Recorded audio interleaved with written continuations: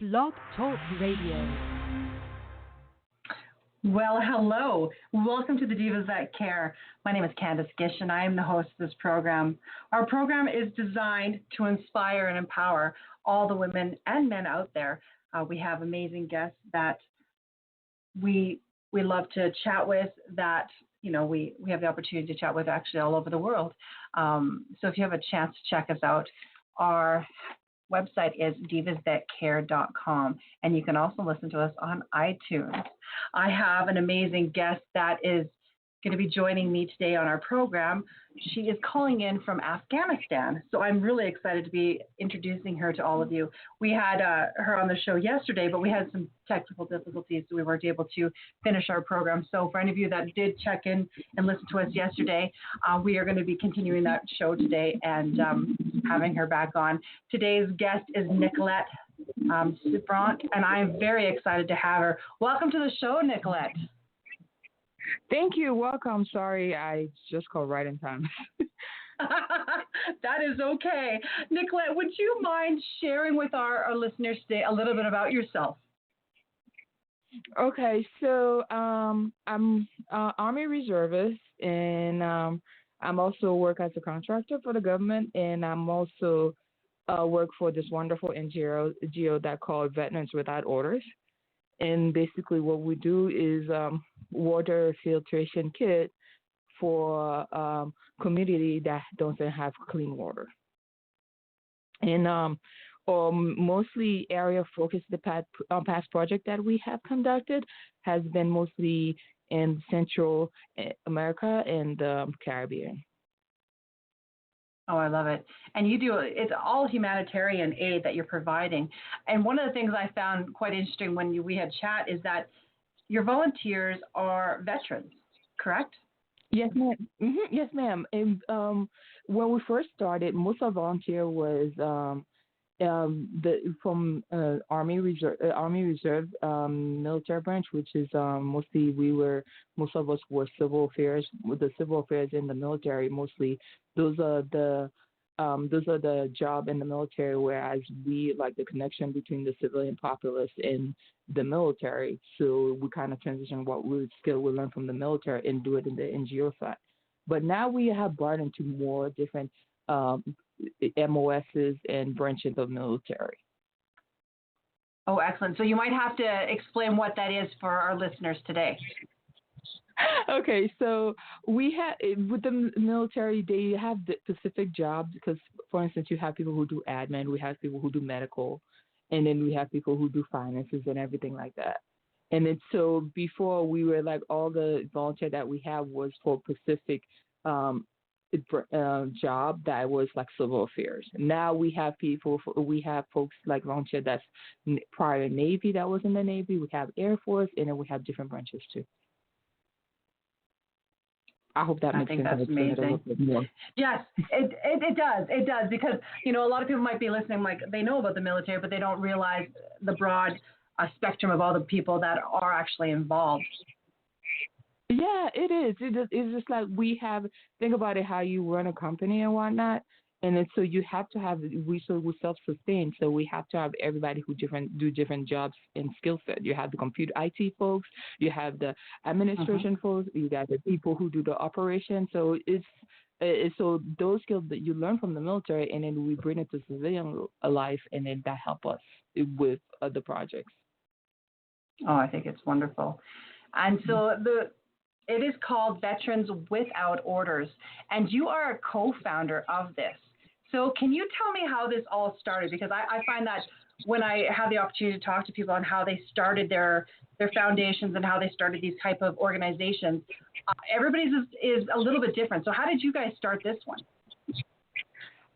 So the person who's like the spearhead of this whole project is John Nanamaker. And he was in my old unit back in we worked together in Warwick, Rhode Island, and that's where my old unit is. And then he was my operation officer, and we did like a exercise together. And I'm just telling the background how we worked together. We did an exercise together in Fort Polk, Louisiana, and then this has just happened. It was funny. happened like January right before the earthquake hit Haiti, and we were trying to go there as a team to go because we have everything ready. We are going to Haiti, so I think I'm digressing too much in the background. But anyway, so he called me one day out of the blue. He said, "Hey, I have this idea, and I know you. I work with you, and then I want I reach out to him and say that I know you have a finance background, and I want to do and I want to do an NGO, whereas like we take the skill set that we have from our military job and then pull it in the NGO, the same thing that we do in the military. Let's do it as an NGO and then give back instead of like we always getting." And I said, "Oh, that's a great idea." And so he contacted me and other guys that he worked with, and then it's a hash out the plan, and then John kind of was the driving force behind it, and then we start this small organization, and then we did. It was myself, John, and another person, Scott Ball.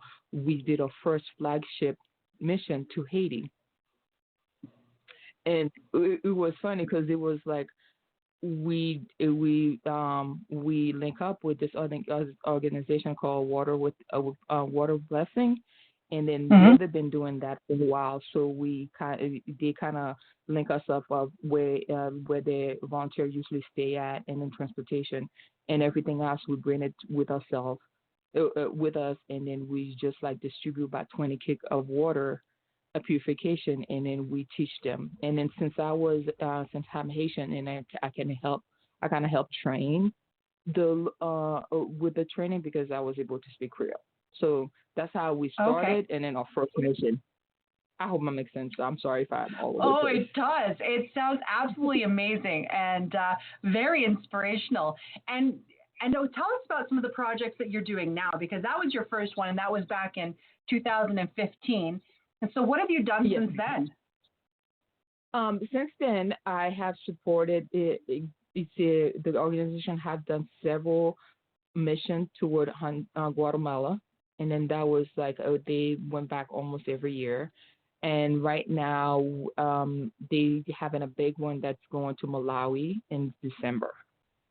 And then earlier in the spring, we had one that went back to Guatemala.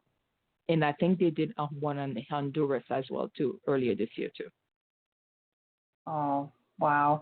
And, we had an opportunity. So for anybody that didn't listen to yesterday's program, tell us how these projects are named, because I find this is beautiful. So what it is a very long process. We have the project named on behalf of the fallen soldier, the big project. And what it is like, we have a team. They contact the parents, the family of that fallen soldier, get their permission, and then that's how we get to name it. And then with the permission, we name it on behalf of that fallen soldier. That's a wonderful thing to honor them. Exactly. I think that is absolutely beautiful. How can our listeners help? I know that there's probably some way that they can help. I know that you've got your volunteers in place, but how can we help? How you guys can help? We have the website, Veterans Without Orders. You can go and donate, and I think there's a lot of upcoming fundraising. I don't have the exact information with me. If anybody in Wichita, Kansas, that's where majority of volunteers are, and then they have a lot of fundraiser going on. And then if they could, and then if they sign up on the website and sign up for a mailing list, and then we can or Facebook page, and we can always update them on opportunity to help and then raise money if they would like to volunteer. Well, that's excellent. And you were saying that a lot of people from Wichita, Kansas, correct? Yes, ma'am. We have a lot of our listeners from that area, so that's actually really exciting too. Yeah, it is. Although I've never been, every time I plan to go there, something else come up. So definitely, when I come back to the state, I have to go to meet with the rest of the team in Wichita, because like all of us, definitely there's some great people in that area. Yes, and then the ironic part of it though is like a lot of us work with each other. And we talk each other and communicate, and then like we never met each other. Some of the volunteers. So we have board meetings that it's like we have conference call together, but I never met them face to face. So it's like we're all over the place, as you can see. Oh, And I love it. And that's what we also, live in, a global world. exactly. And also, we always looking for people who volunteer who wanna, if they have free time and then they wanna join our organization, we welcome. We're always looking for somebody to help us with the blogger and I think there's other different one. And then so if somebody say, hey, I want to do something different, this is a great organization to be part of. Oh, I believe that. I believe you're doing some incredible things out there, and we'll help to. Hopefully, we'll be able to help you find more volunteers for this mission that you do have, because it's what you're doing is really helping people around the world. One of the things I do want to chat to you about too is that you help women. It's the projects. It's giving clean water, working on clean water for these areas, Yes. but you're working with the women and the families. Can you talk about that too? So our main focus is like to help the woman in the family because they're the one who's the primary breadwinner in most cases. They're the one who have like to take care of everybody in the family and then get the clean water. So if we give them clean water available, they don't have to haul water far from places. They have clean water right there, and then their kids will be healthy. They will not miss school, and then they will get proper education. So this is like a way, and that does seem much, but it's a small way to empower women to It be is. more self-reliant and independent.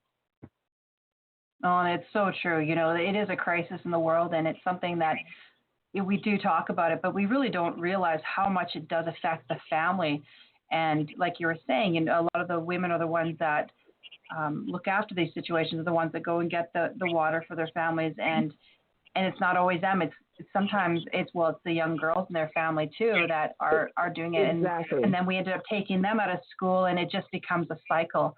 So when I'm thinking about it, because I have 4 daughters, and I think about them in the world and how we're trying to make the world a better place, and having organizations like yours and really helping these women and their families, and so that it makes their communities better, and it just makes the world a better place. So thank you so much for doing that.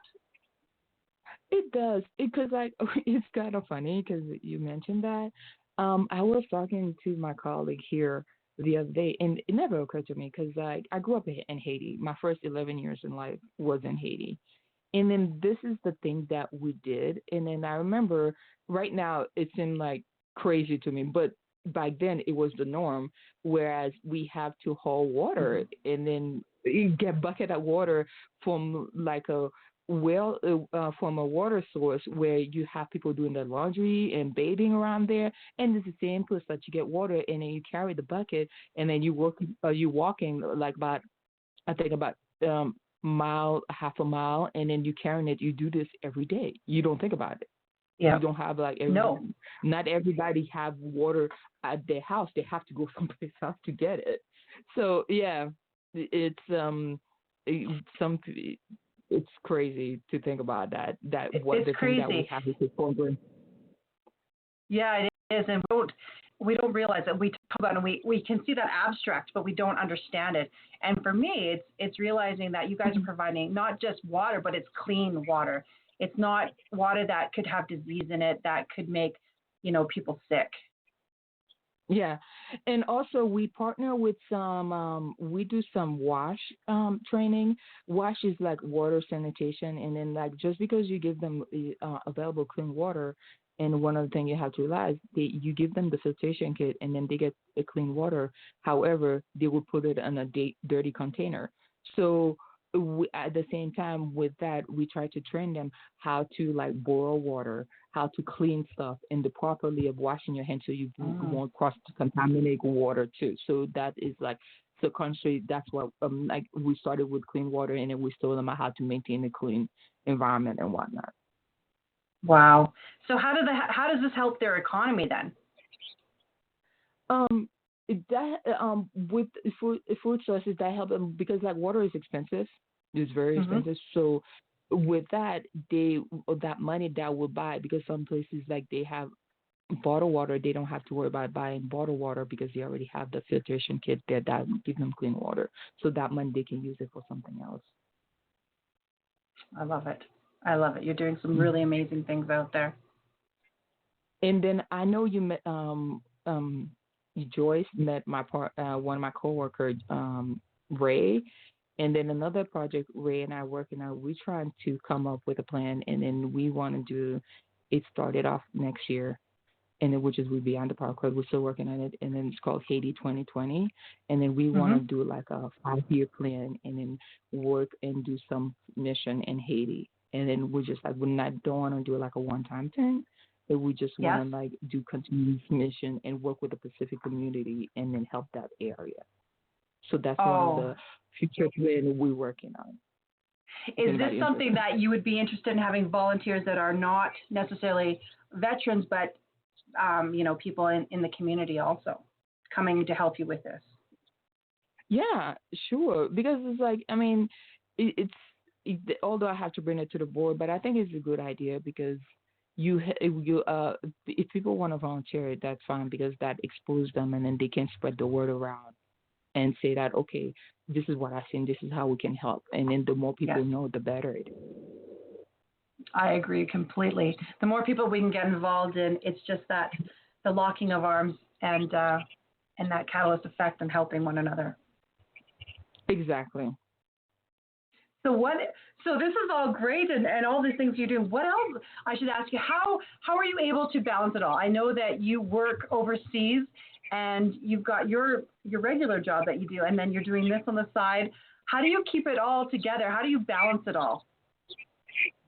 I got no life, Candace. I have no life. No, I'm kidding. I, I don't. To be honest, it's that I don't think it takes that much of my time. It's like it takes some part of my time, and then what I like about it, volunteering, it just like it make me feel better. And then Yeah. I might be saying this for a selfish reason. It make me feel better about myself because because we have first world problems, and then this one you say Yes. that okay, you doing some things better, and then you feel better about yourself. And then so I will make time. Sometimes it's hard because like we'll have board meetings, and then I'm overseas with a different time zone, and it will be 3 o'clock in the morning, which is I'm making teleconferences. But it's the reward, like what you do helping people, it's worth it. And I think in so I think if it's something important to you, you will find a way and make time for it.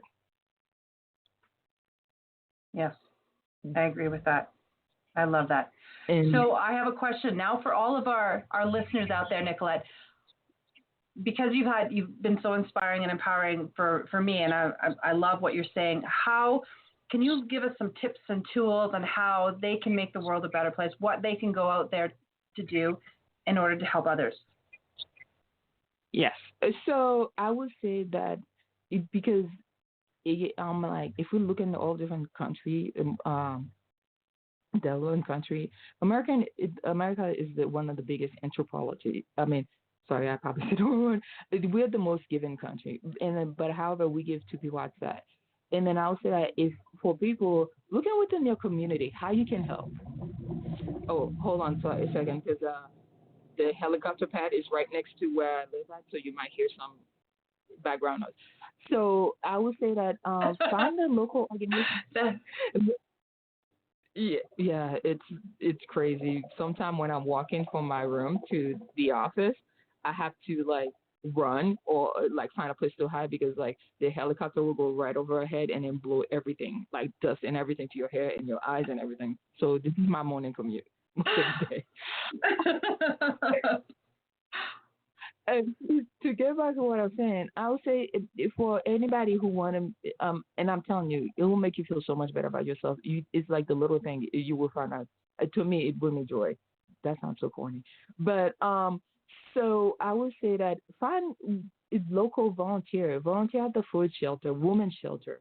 They need that a lot. And then if you have any, you probably think you don't have any skill, but talk to those organizations. You might have something to contribute. If you help with the community recycling center, something, and that make you, we get caught up in our own little world, but that will take you outside your comfort zone and see how Mm-hmm. others live. And I think it will help people in the long run, a long way to actually understand where somebody's coming from or why is this happening. And So I'm just saying, I don't think I'm an inspiration person. I'm just another person who's trying to live 9 to 5, and then and then try and live there. But those little volunteer things make you feel better about yourself. I hope that makes sense. Well, I think you're an inspirational woman. I am so grateful that you became my guest today and talked with all of us and shared your story with us. So thank you so much. I'm grateful that you guys decided to have me, and then I really appreciate it and honored that you guys decided to have me on your show. Well, we loved it, and I can't wait to share all of your information on all of our social media links too, because I think it's really important that we were able to do that for you. All of our tribe out there is amazing, and I can't wait for you to get to know them a lot better and to join us in the Changemakers Cafe, Nicolette, and lock arms with all those amazing women. Oh, I would love to, and that sounds exciting and interesting and fun. It's something to do. It's just like I like helping people. That sounds corny, but I do. It's make me feel better about myself. It's not corny. I love it too. And that's why we wanted you to welcome you to the Divas family. And we're so excited to have you join us. And, we'll be able to, as I said, get to know you a lot better through hopefully having you back on our show and sharing more things that you're doing with Veterans Without Orders, because I think this is an amazing organization and you're doing so many things globally, and we want to be a supporter of you too. I really thank you. I really appreciate it, and I would love to come in the future and I have better information and what we're doing and then what we planning on doing in the future. Oh my goodness, that's great. Well, thank you again. And you know what? I want to say thank you to all of you that have tuned into the Divas That Care podcast. We've been doing this program now for 9 years, and it's because of all of you we are able to showcase women from around the world doing so many great things. And it's always been my honor to be able to talk with these women because, I'm absolutely empowered and inspired every time I'm able to talk to one of our guests. We also now have 11 hosts on our program on the Divas That Care Network. So make sure that you check out all of our hosts because they also are interviewing some amazing people out there that are doing extraordinary things to make the world a better place. So I hope all of you have a fantastic day, and to make sure that you keep in touch and check out all of our podcasts on thedivasthatcare.com. Thank you so much for listening, everyone. Thank you so much, Nicolette, for being my guest. I hope you all have a fantastic day. And until next time, bye-bye.